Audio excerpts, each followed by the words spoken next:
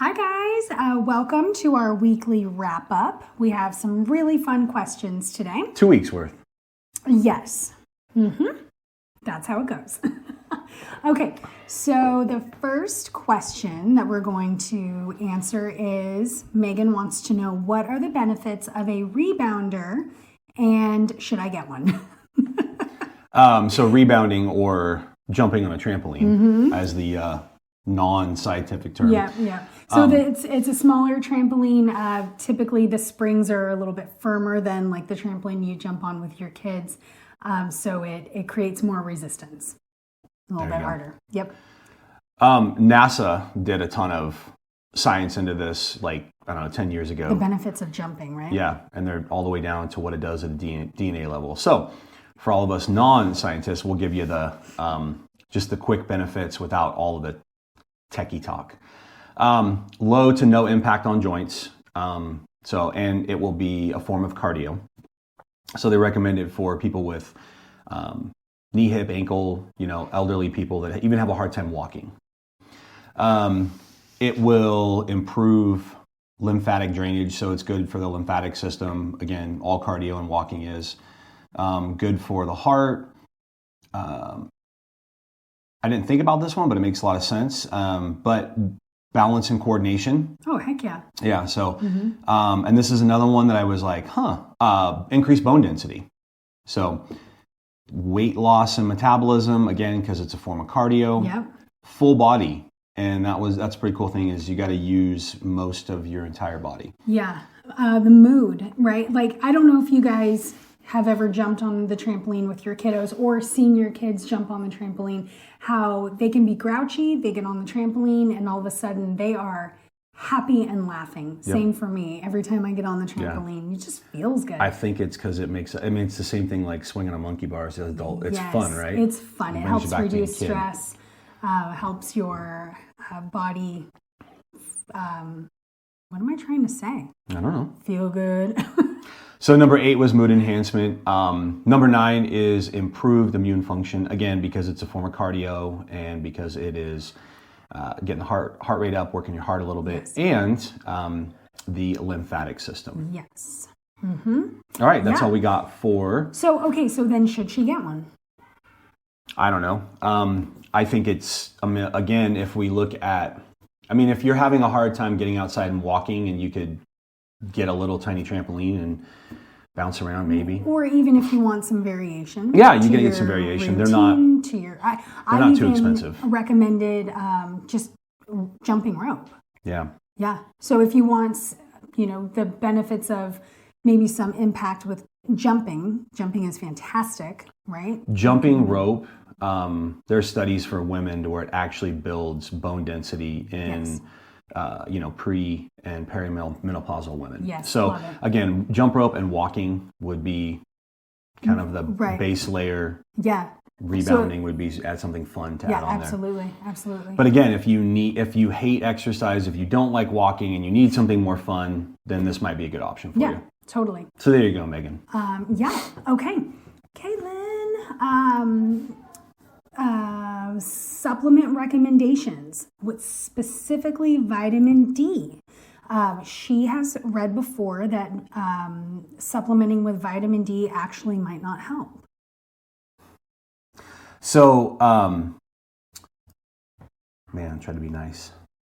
So you don't need to be nice. All of the supplement and vitamin, there are actual doctors that went to an actual medical school that say that vitamins don't work. And again, this is for clicks, fake news. So rage bait. The amount of nutrients that are in our food versus 100 to 200 years ago is significantly decreased. So pretty much everybody, unless you're growing your own food and you live on a farm, you have your own well, and you probably need to supplement. Now, vitamin D... Can I interrupt? Sure. Quick? One thing that I really, really hate when people put supplements before proper nutrition. So supplements are supposed to supplement an already decent diet, right? So we actually don't recommend a whole lot. And I think that surprises a lot of people that we only take a few. Well, this was on my pyramid. Oh, yeah. So you guys saw the pyramid. If you didn't, please go watch the little 5-minute video. Supplements is at the very top. You can get most of your nutrients from food. If you will do things like organ meats and cod liver oil, then... And also, too... Maybe you don't need to take any supplements. The less processed food you eat, the more nutrients your body will absorb from your good foods. Yeah, and chewing your food properly. Yes, chewing and slowing down, you'll also absorb more nutrients. So back to vitamin D. Vitamin D, some things came out during COVID, and one of them was like 80+% of people that were on a ventilator in the ER, ICU, just severe COVID, right? They were all vitamin D deficient. It's something crazy like 80+% of North Americans, so United States, Canada, are all vitamin D deficient. Yeah. Now, the farther south you live, you're probably going to get more vitamin D. But here's the thing. You got to go outside and be basically in your bathing suit at the hottest part of the day for about 10 to 15 minutes. And then you will potentially make enough vitamin D. Your genetics and your ethnicity play a huge role. If your genes come from, Northern European, you are more efficient at making vitamin D from the sun. Yep. If you are darker, just darker complected in general, you actually need a lot more sun exposure. Yeah. So that's just how we have evolved. Yeah, so for sure. I strongly believe everybody needs to supplement with vitamin D. Most of the studies out there, you need vitamin K2 with vitamin D, then you absorb quite a bit. Yes. So my mom, who's never supplemented, doesn't really go outside much and walk. Now she does. Lives in 45 minutes from the Canadian border. Her vitamin D levels were off the chart by taking the supplement we recommend. Yes, by just adding our vitamin D. And adding a minimal amount. I mean, she's probably taking like 5 drops a day. Oh, yeah, which is actually even higher than what the bottle recommends. Yeah. So there's that. Real quick on why I said supplements and try to be nice. All of the RDAs, all of the nutrition recommendations, some of them, which one hasn't been updated since 1968? I just told protein. Mm-hmm. The protein requirement has not been updated since 1968, and it is 0.375 grams per pound of body weight. Mm-hmm. That is probably 1/3 of what we actually need. So when you see RDAs and all these things that doctors saying, those were done a long time ago, and the minimum amount of nutrients to not get a disease, not thrive, not be healthy, not, be a rock star and kick ass. So, you need to take vitamin D. You probably need to take magnesium. Those are the two that almost everybody's deficient in. Yep. So again, if you eat meat, all of the most important vitamins are all in meat, and specifically red meat and organs. Yeah. Awesome. And cod liver oil. Yes. Okay. Liz just wanted to know general gut health. Like, she's just kind of interested in it. And I think a lot of people are interested. There's a lot of buzzing around gut health, a lot of, claims of like heal your gut, change your life. I do believe it. So if you could give one tip for how to start improving your gut health, what would it be? Stop putting things into your mouth that go into your gut that screw your gut up. Well, oh my gosh. Okay, great. Thank you. Like, what does that mean? This is very individual too, because for some people it can be grains and gluten, right? If you have gluten sensitivity, some people it's dairy. Alcohol for everybody is inflammatory and it's not good. It is dose dependent. So if you can have, a couple drinks in a week, you're fine. So it's really the things we put into it. If you're putting processed foods into your gut, you're wrecking your gut. Like, just, sorry if nobody likes that. It's just the truth. Okay. Taking probiotics are great. So there's not really one thing, but if you can do something, it's stop putting in things into your gut that are pro-inflammatory that will actually, you're supposed to have very tight junctions in your gut where things don't come inside from the rest of your body and things can move out if they need to. Very small little junctions. And when things come out, out. That's called I don't know. leaky gut. Oh yeah, leaky gut. No, things come in. Leaky gut. Sorry. Whoops. You got it in reverse. Actually, one of the simplest things that everybody can do, and it actually heals your gut, is, and we'll let you talk about your ginger tea, because it actually heals, makes those junctions tight again. Yeah, it tightens the lining. So tell everybody about what you do for ginger tea. Yeah, okay, cool. So, I would say if you're curious about gut health and you don't know where to start, and maybe you've already cut out a lot of gluten and you don't eat a whole lot of sugar, start adding ginger into your life. We do ginger tea every day. It's fantastic. It's just a chunk, like 1 inch chunk. I've said this so many times. I feel like everybody knows it. Keep saying it. Okay, I'm going to keep saying it. It's a 1 inch chunk sliced into 8 ounces of water. You simmer it for 10 minutes. Good to go. Sip it with some honey and lemon. You're solid. Or orange. I don't like the lemon. Oh, yeah. Orange is great too. So there you go. That's one easy thing that you can add into your life to help heal your gut. So if you've noticed that you eat something and you have an upset stomach after, what do you eat that makes you sick? Onions. Oh yeah, headache. Ill after them. Yeah, they come out of my pores. Oh. I think I've been saying my whole life I'm allergic to onions. Yeah, I really think you are. Okay, so try getting rid of onions and adding in ginger. There you go. If something makes you gassy, diarrhea, heartburn, don't eat it. Yeah, that is your body. Those are all of the signals. Even if you feel really like what wine used to do to you, yes, like really just allergic, yes, like so congested, like you have allergies. Yep. Like those are your body sending you signals. Like stop eating this shit. Yeah. Like and listen to your body, right? The other thing I'll say this is gut dysfunction, leaky gut. There's so many different terms. Is linked to almost every single modern disease. All the way down, they are finding out things with gut bacteria and depression, anxiety. Yes. The tech gods will get mad about this, but even things with autism. There is research out there. So, and it's not just in your gut; it's your whole GI, all the way down into your lower intestine. So all of that stuff needs to be healthy. Yeah, so for sure. Yeah. Okay. Anything else? Mm-mm. Good. All right. Melissa, how to lose belly fat. I love it. You need to do 150 crunches a day. No. Go run. Eat salads. No. Liposuction. Whoop, whoop. Unfortunately, you can't do spot reductions unless you go see a surgeon.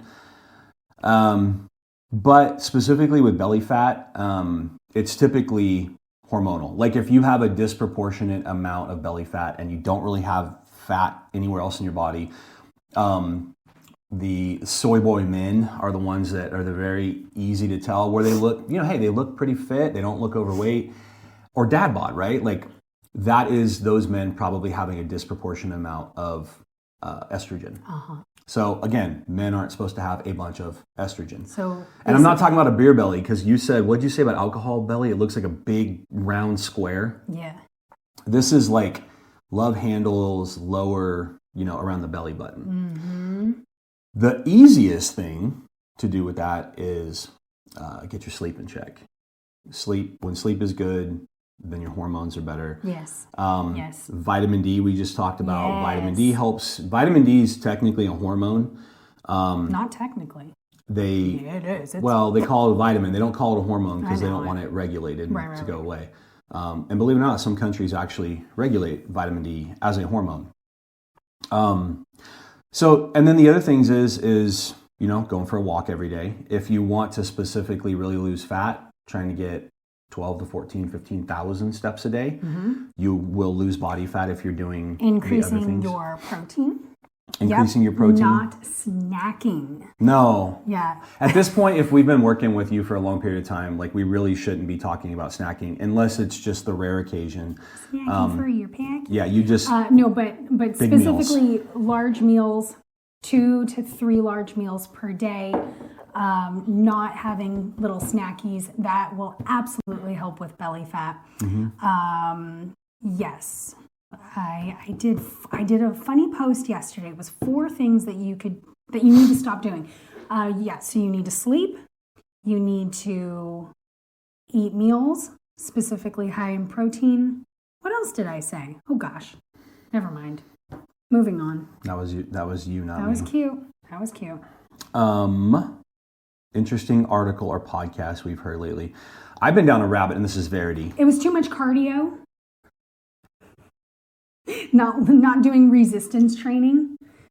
So resistance training will help. Okay, so we'll go back to belly fat. Mm-hmm. Resistance training and a high protein. She skipped over protein. Having a high protein diet will increase your metabolism a whole, typically by burning an extra 200 to 500 calories per day. And being in a super low caloric deficit. So just restricting so many calories, that will not help your belly fat. No. Okay, moving on now. Verity, interesting article or podcast we've heard lately. So for me, prolonged fasting. I've been kind of down a rabbit hole, and there's actually good reason. You see these Instagrammers, influencers, where people are doing 24-hour fast.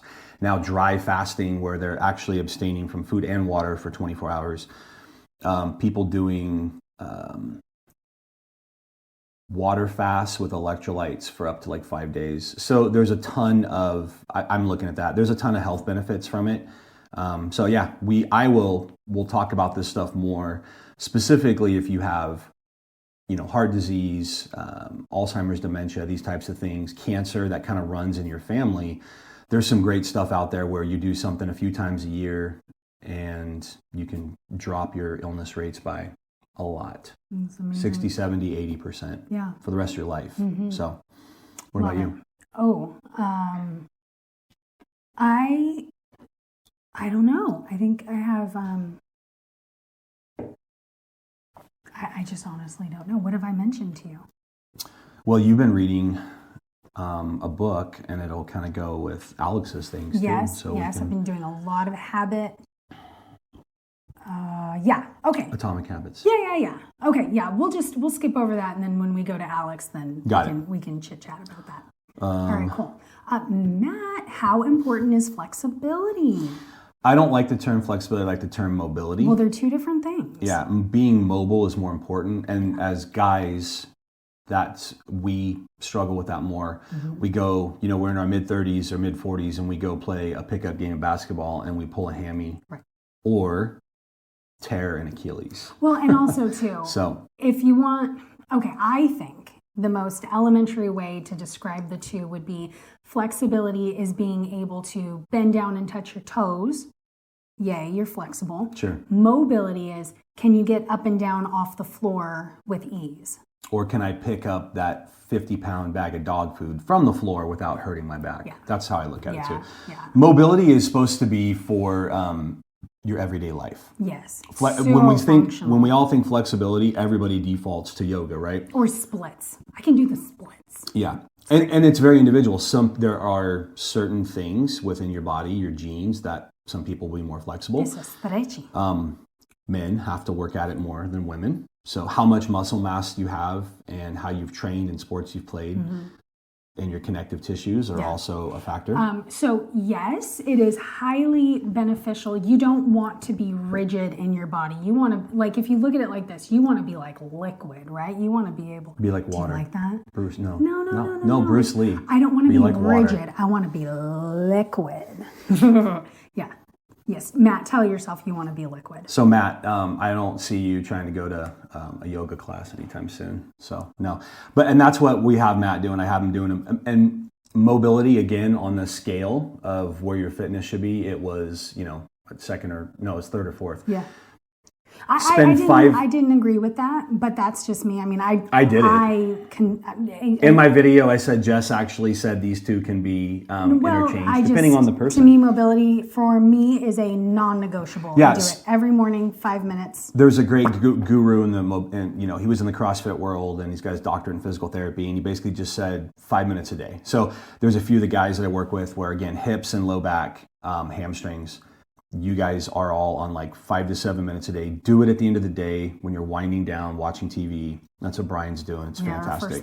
Or first thing in the morning. So, I mean, my poor body knows the difference when I don't do it. Yeah. Yeah. Yep. Love it. Right. Okay. Alex, habits. How to stack habits and how to keep them alive. So I'm gonna. So these are two things. Keep them going. I'm gonna talk about that real quick. Okay. So Alex, the way to keep them going is to actually build the habit. And what we find in this fitness and nutrition and exercise space, people quit or they don't do something long enough before they actually make a habit. 21 days, 2 weeks, all these resets and challenges. 66 days. They're all bullshit. There's a great study out there. You need about 9 to 10 weeks and this is specifically for lifestyle change, to actually make a habit. So if you're not a walker and you want to become a walker, you need about 9 weeks of doing that every single day, or 5 to 6 days a week, and then it will become more of a habit. Yeah. So, but even habits can fall off. It doesn't matter how much you've done them; they can fall off. So, a habit is something that takes no effort, right? Like brushing your teeth. For most people, that is just something that you do. You don't think about it. There's no resistance. You also have to want to do it. Mm-hmm. So if it's a habit that you think you should have, but you really don't have the desire to do it, you're not really going to want to do it. Yeah. You have to want it. Well, and then we get into building willpower. Mm-hmm. So there's willpower and habits, but she's right. A habit, there should be no barriers in your brain. It should just be automatic. Yep. Okay, so habit stacking. Example, if you want to increase your water for the day, one thing you can do is put your water bottle right in front of your coffee maker, and before you drink your coffee, you have your water, you drink it. There you go. You have just stacked a habit. Another thing is if you want to, dry brush before you jump in the shower, you put your dry brush in front of the shower, right next to it. Your tongue scraping, right next to your toothbrush. Right next to your toothbrush. Same with flossing. What else? No. I think those are really good ideas. Yeah, you're trying to, like Mel and I were talking about her. You put a new habit next to an already existing habit. Well, yeah, and here's a one that applies more, I guess, to more movement or exercise, right? She was like, walking more, and I said, go put your walking shoes, running shoes, exercise shoes by your door or right where you will see them. What if you put your walking shoes in your pantry? So, right? Is this specific for Mel? For anyone, for any trash panda. You're going to open that pantry, there are your shoes. Oh, there it is. Goodbye. Let me take my shoes and go for a walk. There you go. We're going to get questions about what's a trash panda now. No, everybody knows at this point what trash panda means. Okay. All right. So you have to want it. You stack them. You pair a new habit that you're trying to build with an already existing habit. And then keeping them going. Just as much nicer about this, and I would tell anybody else, I'm not getting really offended with people saying I'm too nice. Oh, I didn't say you're too nice. You're nicer about certain Continue. things. Yeah, don't tell her too nice. Go look up David Goggins. Go look up Jocko. Just go to YouTube, and you guys will hear their take on all of habits and doing things. And you just got to do shit. Well, you just have to go do it. You're feeling spicy today. I am. We need to put a disclaimer that there's adult words. Saucy talk. So anyways, you just have to do things for them to become habits. You can sit and you can read your motivational quotes and plan and all the different things and optimize your day. You just have to go and start doing these things. Yes. Let me just say, Thinking about the thing is not doing the thing. And what are... Over-scheduling, over-planning. What's the awesome quote though? Overthinkers are underdoers. Yeah. But trying to, even mad at the person next to you because they're doing the thing is not doing the thing. Yeah. So just do the thing. And when we're picking when we want to create a new habit, it's typically good, unless they're little tiny micro habits like we listed, but just pick one thing and start working at it. Yes, please. Don't try to overhaul your life. It just does not work. Yeah. Okay. Paul, number 8, Paul, the mind and how it adapts to stress. Typically not in a good way for most people. Most people, depending on your stress response, specifically it's trauma, it just gets turned down. And we were just talking about this the other day with when you're a young kid nowadays and very violent things on TV and violent video games. Oh yeah, how it desensitizes your brain. Desensitizes you to other things. And we saw this little kid that we knew that gets to watch whatever they want and video games, and like was holding a frog and was like hitting the frog on the head. And I was like, hey dude, don't hit the frog. Yeah. And this kid's like, I wasn't hitting the frog. I'm like, no, yeah, you were. You were just hitting the frog. So where's your empathy? And I think with stress in general is don't bury it, because it will always come out in an unproductive way if you do that. So trying to mitigate and deal with your stress, and there's all walking and processing, journaling. There's all these different ways. So it depends on the stress and it depends on the individual. So a lot of people are very much wired for either there's 3: flight, fight, or freeze. Mm-hmm. And the people that are wired for fight, you will see their fight response go up, right? So if I'm really stressed and I get annoyed, I'm more grouchy. Mm-hmm. I'm what do you guys call me, the bear? Mm.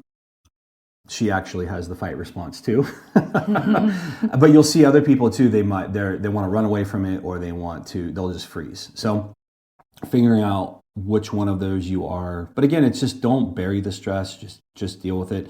The more underslept you are, the more understarved you are, you're creating more stresses. Over exercisers, you're creating more stress in your body. Yeah. And if you're stacking, we talk about stacking, you're stacking all these stressors, it leads to a terrible cascade in your body. Your hormones go into tank, your mental health. Yeah. So, well, right. And that was horrible filler words. And right. And if you take care of yourself, if you are sleeping, if you are properly fed, if you are doing something good for yourself, be it mobility, walking, etc., then when you're in bumper to bumper traffic, you're less likely to have road rage or yell at your children than if you don't do any of those things. I mean, your bucket of patience is going to be through the roof. So one of the best things that we can do, one simple thing we like to give the one simple action items, is some form of high intensity exercise. So 5 to 10 minutes, maybe 15 minutes of maximal work. And that is one of the best things for mental health in general and stress relief. Yeah, for sure. So there we go. Yeah, totally. If something feels really hard, I don't know, you're working on a report and you cannot get away, go do something even harder. Yep. So whatever that means to you, let's say for me, it's 100 burpees. And then going back to that report won't feel so hard. Yep. Yep. All right. Allie and Juanita, twofold. Allie was like, hey, I just always love easy lunch and dinner ideas. And Juanita was like, hey, meals on the go. So I'm going to say one, because she was gone and I did dinner, most of dinner, and so ground beef, right? Ground beef is the easy thing. It tastes good warmed up. It has enough fat in it typically that when you do heat it up, it's not dried out. Yeah. So there's Dr. Fit and Fabulous. We love her. She was like, what does her daily look like? They make like 5 pounds of ground beef at a time. Yep. She's a doctor, meals. Busy mom of 3. Yep. And influencer and all the things and podcasts. So you can partition it. The other thing is if I made a big pan of ground beef and a big pan of sweet potatoes and cubed them up. They cook nicely. I mean, you throw that together and you got a ground beef sweet potato bowl. It reheats really It will well. reheat. I mean, you can do it. You could throw some eggs in there and do it for breakfast the next morning. Yeah. So you will always hear that, chicken and pork and fish, they just do not reheat the same way. No, but chicken breast tastes all chicken, in my opinion, tastes very good cold. So if you've made drumsticks and you have extra, I think I had 4 the other day, right?